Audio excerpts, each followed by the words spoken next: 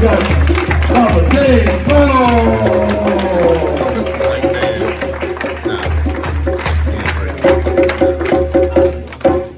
Normally, when you speak and then you take a break, half the people go home. But y'all didn't go home. We have to touch something interesting. I'll just do a quick 5 minutes summary. This is about how you provide food, clothing, shelter, safety, and security for yourself and your family. And you can make it about anything else you want, but that's what it's really about.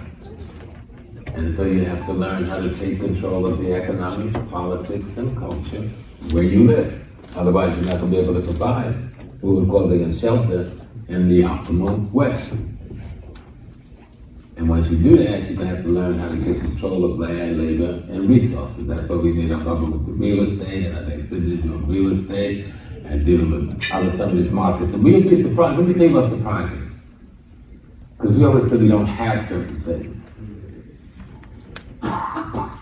You need to see how many black banks we do have in this country, and how many black credit unions we do have in this country, and right here in Houston. And then let's make some serious efforts to move our capital from the people we say are enemies banks into these black banks. Because we do have them, hundreds of them, all across America. And we pretend they don't exist. Because if we accept that they exist, we have the responsibility to support them. And sometimes we feel comfortable thinking white things is the right things. And we don't move our money into the black banks. It was one of the greatest travesties that ever happened to us was something called Brown versus the Board, and I know y'all get confused if I say something like that. Because you don't understand history. Before the Brown versus the Board case was even dreamt of, there was two other cases that was in the road moving towards the Supreme Court. The Camden, South Carolina case that was asking for the proportional return of the black tax dollars so they can get their money and buy the things they needed for their children in school, and Brown versus the Board in Washington, D.C., not Topeka, Kansas. But somebody created a third case, the one in Topeka, which was created back by white folks who used the daughter of the then NAACP president of Topeka to create another case and then join them with those two cases, but then overrode the meaning of the first two cases. Because the first two cases was not asking for integration. They're asking for the tax money in the proportion that it was taken from us, we returned to our community for education. Now, it was much more complicated than that, but I hope that's enough to make you go and do the research on it. And there's a good book that'll help you out. So, how many people have seen this book? It's called Plural but Equal. You've never seen this book? One person. How many persons ever heard of an extraordinary black professor, writer, Dr. Harold Cruz? He wrote another book called The Crisis of the Negro Intellectual, which should also be a must-read. But in this one, he does an analysis of the civil rights movement. Who profited and who gained.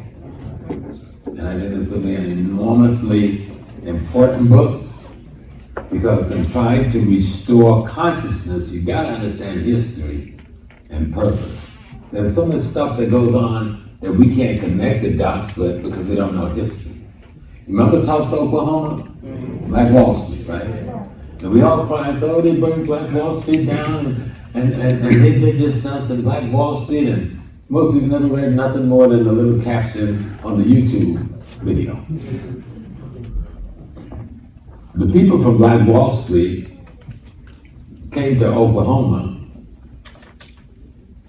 from the Seminole Nation in Florida, who came to Florida from the slave plantations in Georgia, South Carolina, North Carolina, who came from the slave plantation, from the slave ship from West Africa. You gotta put it all together if you want it to make sense. But there was an organization started in 1912 in New York City called the African Blood Brotherhood. And that organization got manipulated by the Marxist-Leninists. But that organization had a chapter out in Oklahoma. And so the fighting you saw there, it was led by that organization. They actually defeated the Ku Klux Klan and defeated the white militias on the ground. That's why they went in there and dropped the bombs. Because they had beaten them on the ground. They had won. But it wasn't just a white racist reaction. You have to know that the National Ku Klux Klan annual convention was in Tulsa 2 weeks before. That's how they gathered their troops to make the move on Tulsa, to take the land and to take the wealth that they had.